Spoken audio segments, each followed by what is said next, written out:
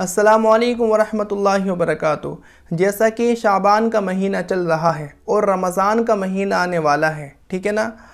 Now let's come on the point कि आप लोग रमज़ान के महीने के अंदर रोज़े रखते हैं, इफ्तारी करते हैं और सहरी करते हैं। तो आप लोग सहरी के बाद एक दुआ पढ़ते हैं, वो दुआ है बिसौमी गदिन नवैतु मिन शहरी रमज़ाना।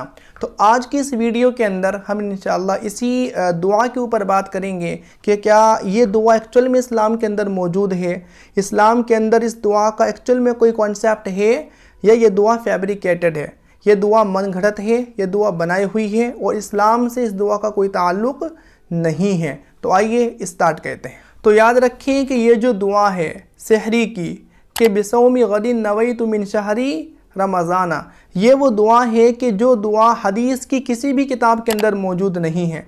न ये दुआ अल्लाह के नबी से साबित है, न ये दुआ सहाबा किराम से साबित है और ना ही ये दुआ ताबईन से साबित है, ठीक है। और हमारी जो सोसाइटी है, हमारा जो माशरा है, उसकी सबसे बड़ी प्रॉब्लम ये है कि इस्लाम के रिगार्डिंग इग्नोरेंस बहुत ज़्यादा है, जहालत बहुत ज़्यादा है कि हर अगली चीज़ को इस्लाम के नाम पर प्रमोट करने स्टार्ट कर देते हैं। आप ये दुआ देख लें कि इस दुआ का ताल्लुक़ इस्लाम से नहीं है, लेकिन बहुत सारे लोग, अ लॉट ऑफ पीपल, इस दुआ को इस्लाम का हिस्सा समझ करके पढ़ते हैं। इसका एविडेंस ये है कि जब हम उनसे पूछते हैं कि क्या इस दुआ के बग़ैर रोज़ा हो जाता है, तो उनका कॉन्सेप्ट ये होता है कि इस दुआ के बग़ैर रोज़ा नहीं होता। तो पता चला कि वो इस दुआ को इस्लाम का हिस्सा समझ करके पढ़ते हैं।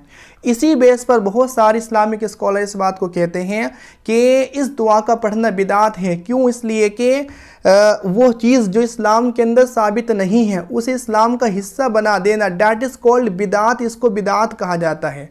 इसलिए बहुत सारे जो हमारे बड़े हैं इस दुआ को पढ़ने से मना करते हैं और इस दुआ को बिदात कहते हैं। हाँ, आप नियत करें, नियत करना ज़रूरी है।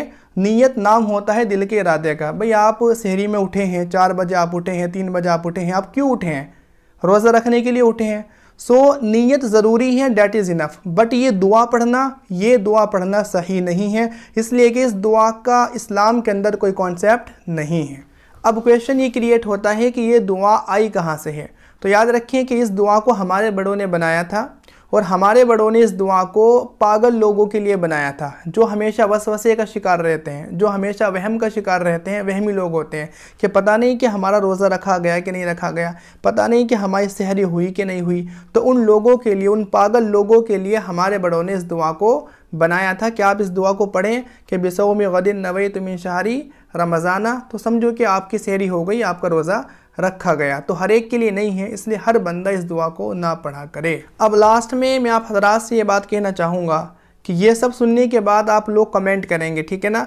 बट आप कमेंट के अंदर ये बात भी बताएं कि ये दुआ कहाँ से साबित है, अल्लाह के नबी से, किसी हदीस से, ताबईन से, सहाबा से।